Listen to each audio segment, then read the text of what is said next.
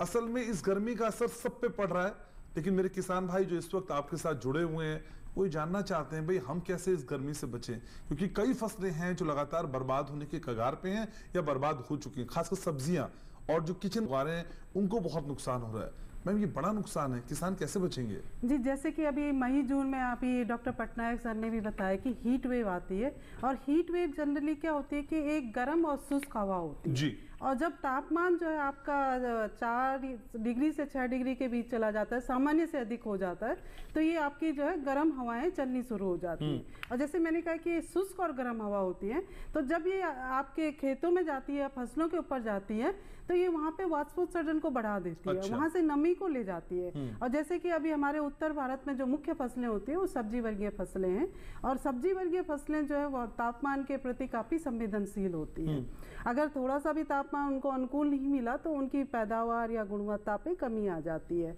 और जैसे कि अभी हमने देखा ये कि जो तापमान है वो सामान्य से 5 डिग्री 6 डिग्री इवन उससे भी ज्यादा आपका गया है, तो इसका काफी बुरा असर जो है हमारी सब्जी वर्गीय फसलों पे पड़ा है।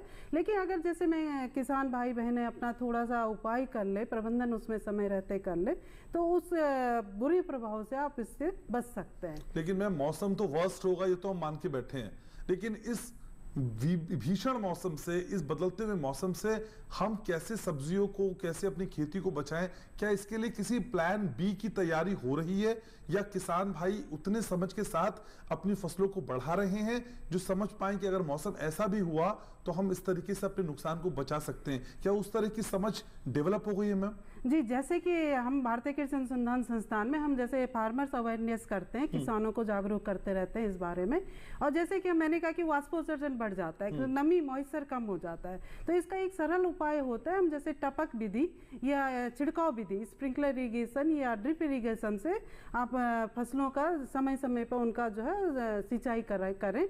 फ्लड इरिगेशन बिल्कुल मत करें। जैसे भी अभी कई किसान भाई बहन जो है अपने खेतों में फ्लड इरिगेशन कर देते हैं। फ्लड मीन्स खेतों को पानी से भर देते हैं, इससे जो है उनका खेतों में नुकसान हो जाता है, क्योंकि जैसे आपका तापमान बढ़ ही रहा है, सामान्य से 6-7 डिग्री ज़्यादा जा रहा है, और अगर आपका खेत में पानी भरा हुआ है तो वो फसल को, उसका तापमान और बढ़ जाएगा और आपका फसल में नुकसान, फायदा होने के बजाय नुकसान हो जाता है। साथ ही जैसे सिंचाई कब करें उसका भी समय, ऐसे नहीं कि आप दिन में उसमें सिंचाई कर रहे हैं, वो समय आपको सुबह जो है आपको सुबह करना है, 10 बजे से पहले पहले आप उसमें सिंचाई कर लें, या फिर रात को आप सिंचाई करें, दिन के दफे बिल्कुल सिंचाई ना करें। इसके अलावा जैसे और भी उपाय हैं, अगर आपका नर्सरी है या आपने जैसे कहा कि किचन गार्डन है, तो उसमें भी आप उनको सेट करके रख सकते हैं। और जो भी आप नेट या डाल रहे हैं उसमें कलर का जरूर ध्यान रखिए। अच्छा। ये नहीं कि आप काले रंग के जो नेट है उससे, नेट या जाला जो कहते हैं लोकल लैंग्वेज में, जाला से ना ढकिए, क्योंकि काले रंग के अगर आपने रख दिया तो वो जो है तापमान को ज्यादा अवशोषित करते हैं। कौन सा रंग इस्तेमाल करें? आप जैसे आप हरे रंग का प्रयोग कर सकते हैं।